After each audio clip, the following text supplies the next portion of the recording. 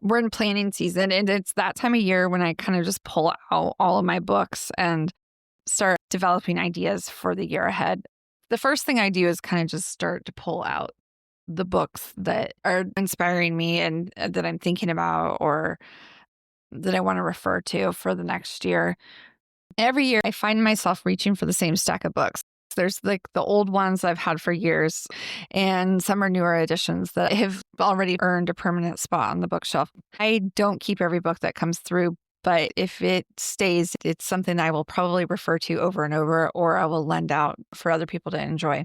Today, I want to talk about the books that I return to year after year, the books that help me think more deeply about the plants that we grow, that help me when I'm looking for inspiration or when I'm looking for a way to connect one thought to the other in the garden, or just a way for me to think about how to use my garden. And these are the books that I kind of come to over and over and over. Welcome to the Relish Gardens podcast, where we have conversations about the intersection between the garden and your life and how all of those things are intertwined. How to care for your space, how to prune, basically everything that's related to the design, development, and keeping of a garden. I'm Claire Liddell Hanna, the founder and lead designer at Relish Gardens, where we build, design, and maintain beautiful gardens. Let's dig in. I have a lot of books from when I started gardening. I have books from family members. I have parts of their collections. I'm not really a coffee table book kind of girl. I write in books. I dog ear them. They have pieces of paper stuck in them. They are used and loved. I think that the collection of books that I have, it's a reference library, and it's an investment that I've made as a gardener and a cook. I think there's a lot of information that you can get on the internet. It's very valuable. The problem is that you don't have somebody curating that information into a way that's attainable. And I think the thing that books do that information on the internet doesn't do is that it curates a specific topic in a way that you don't have to know all the questions to ask. Somebody's already done that work for you.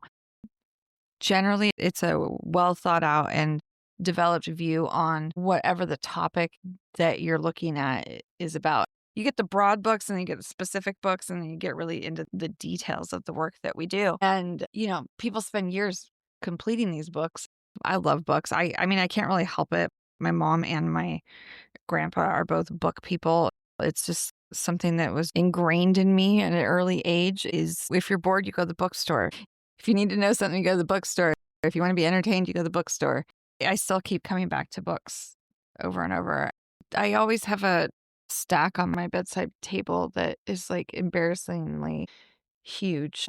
Really, it just seems like a bookshelf next to my bedside table. But the problem is that they're always rotating in and out. I have a list of like 20 that I'd like to read this year, at least 20. I don't even know.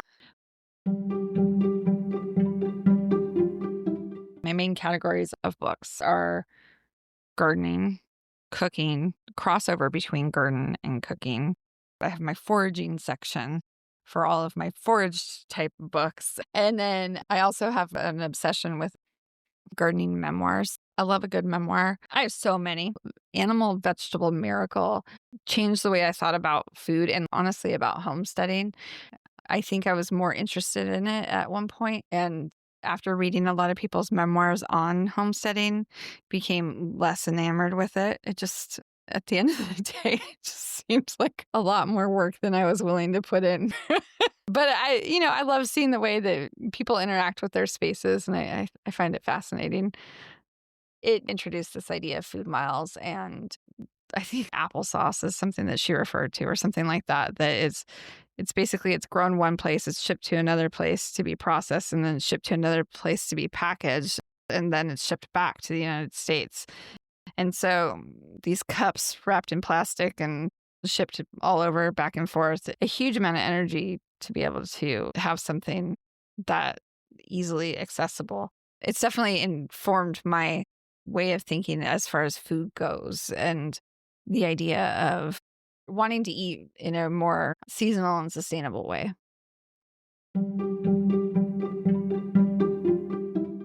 I definitely tend towards books that give me an understanding on how to work within a particular medium. But these are some of my favorite books. It's certainly not exhaustive. It's funny because for school, one of the books that we were supposed to have was plant identification and terminology. But I realized that my grandpa had already given me the same book after I bought it, but it had a different color. So now I have two. I kept the updated version, but then I also have my grandpa's version because I'm sentimental.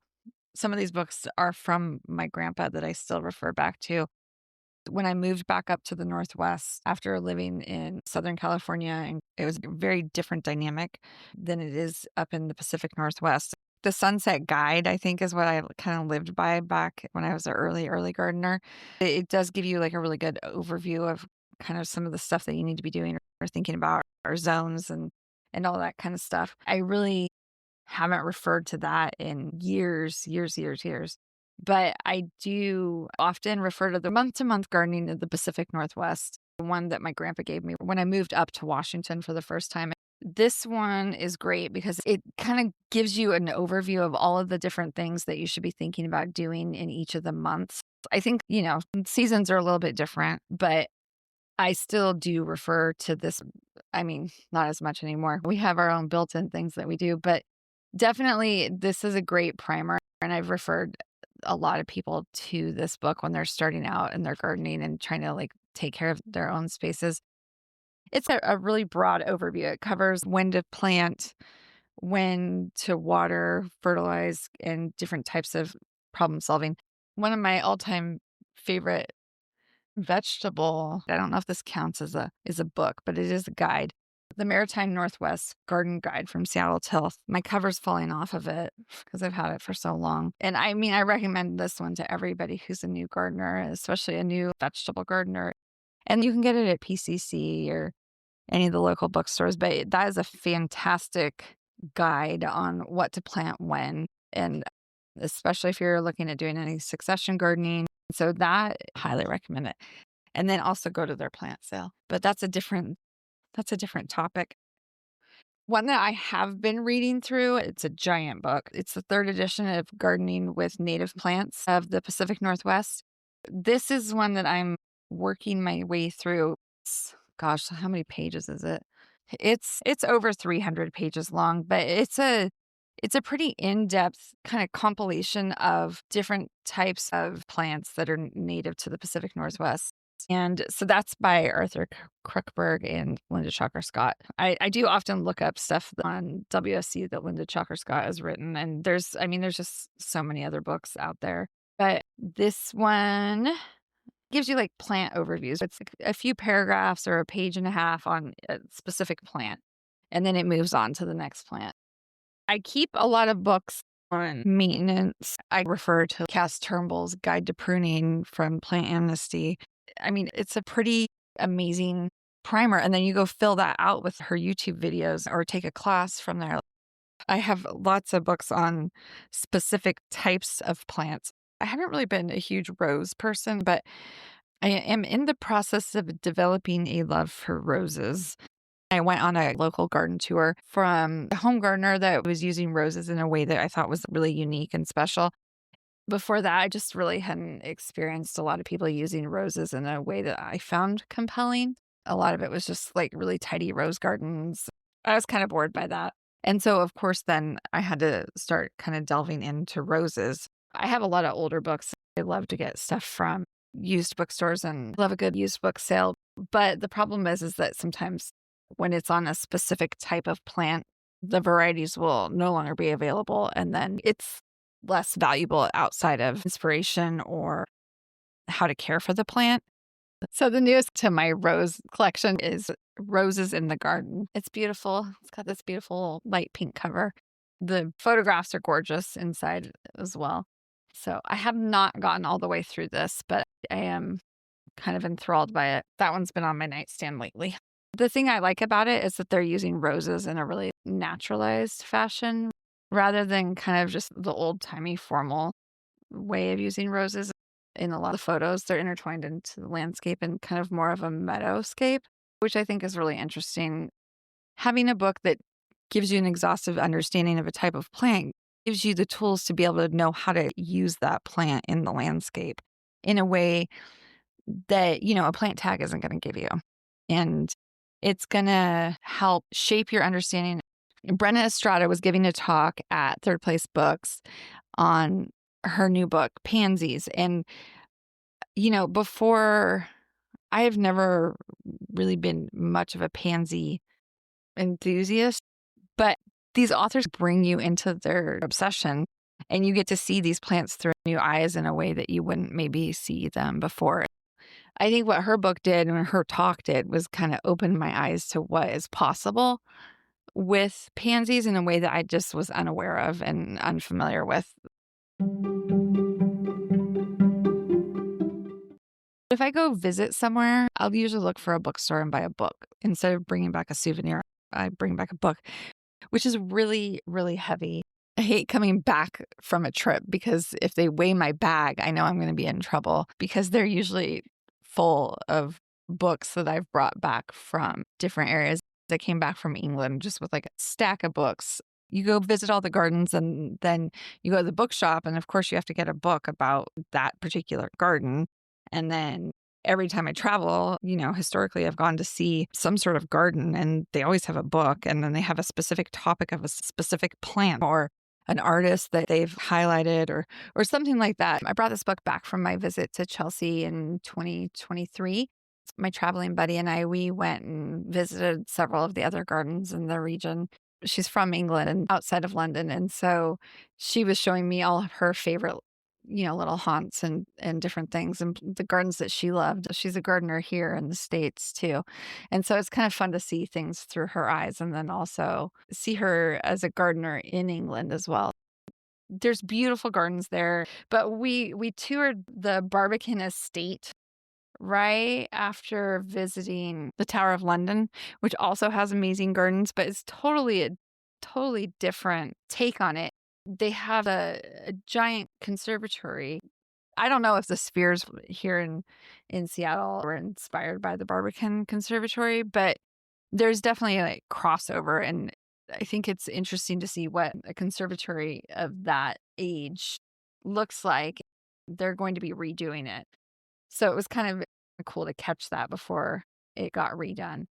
They actually had an amazing bookstore inside the Barbican with tons and tons of art books. Finding something to take home was not hard.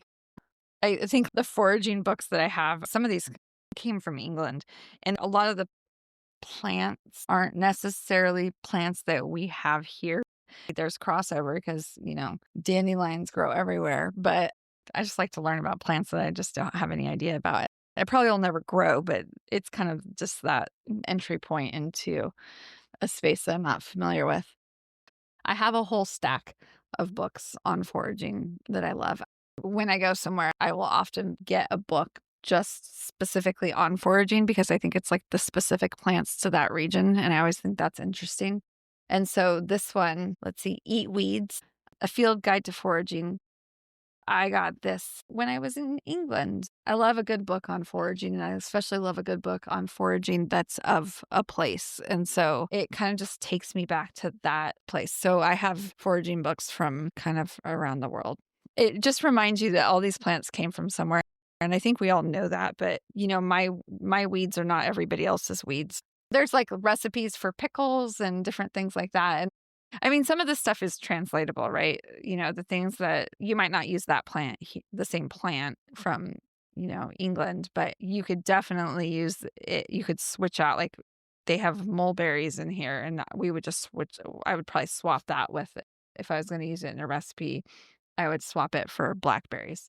And so they have a mulberry and rose paste that they did, kind of like a quince paste. And I was like, that's kind of interesting using rose water and mulberries. I thought that was it's really kind of a lovely way to use something that you think of as a weed. I think food kind of, it's sort of like instant gratification for being outside in a way that sometimes we need that, right? It's, we need a reason to go outside. And sometimes, to go pick some raspberries or blackberries or, go look for some thimbleberries or just to notice kind of the stuff that is around you. I think the foraging books kind of make me aware of what's around me more than it's often just a way for me to think about plants differently. And so I value that. I actually have 2 books that I got when I was there. I brought this other one back, The Forager's Calendar. It's a seasonal guide to nature's wild harvest. I thought that was really lovely to have a book that kind of took you through the calendar year of harvesting and foraging and what that looks like during different times of the year. Because, I mean, January's, it can be quite sparse in our area, but there's always something that can be appreciated. The thing I loved about this book is that it helps you ask the questions about what's available in my area. And then, I mean, just as with all foraging, it's how to do it, in a way that's sustainable. And it's not about collecting everything you see. It's about just, a little bit here and there and then what you can use and then leaving the rest and thinking about having something that you can return to. And so, yeah, I love this one because it just takes you through the calendar year. And even if it's not all stuff that we would eat here necessarily, it makes you think about, well, okay, what would be available at, any particular month of the year here. Thinking about what is seasonally available in a food context that helps you kind of think about what's happening in the garden space too. All my cookbooks are very seasonal, garden centric, or they're kind of studies on different cuisine. As soon as you start to get into a study on a specific cuisine, you're starting to get into what's grown in that area. It gives you insight into, where certain plants are from, why they're grown there. And one of my favorites is Nigel Slater. He does the kitchen diaries and there's the Christmas Chronicles. And I mean, honestly, it's just little daily writings on food and tradition and gardening. There's that crossover in between all of them. He waxes poetic about food, gardening, life, memories, all that kind of stuff. I love the kitchen diaries. Those are some of my favorites by Nigel Slater. And they kind of just take you through a year. It's a very seasonal approach to eating that really connects to what's happening in gardens, especially if you do any sort of edible gardening. Seasonal cookbooks are a great way to kind of use what's in your space and to think differently about how you cook. I've talked about this before, but Saving the Season by Kevin West. His preserving cookbook is probably my absolute favorite preserving cookbook. But again, it's like how to kind of utilize the things that are in our yards and to think about what we are going to grow and to think about how we're going to use it if we do grow it. I think the cookbooks are valuable for that. And then I also really love Dorina Allen. I have a few books by her. They're really simple food, but they're also about seasonal living from an Irish context. A lot of the stuff that they grow in that area that we grow in Western Washington, there's just a lot of crossover. A friend introduced me to her stuff. And before that, I really hadn't given much thought to Irish cooking.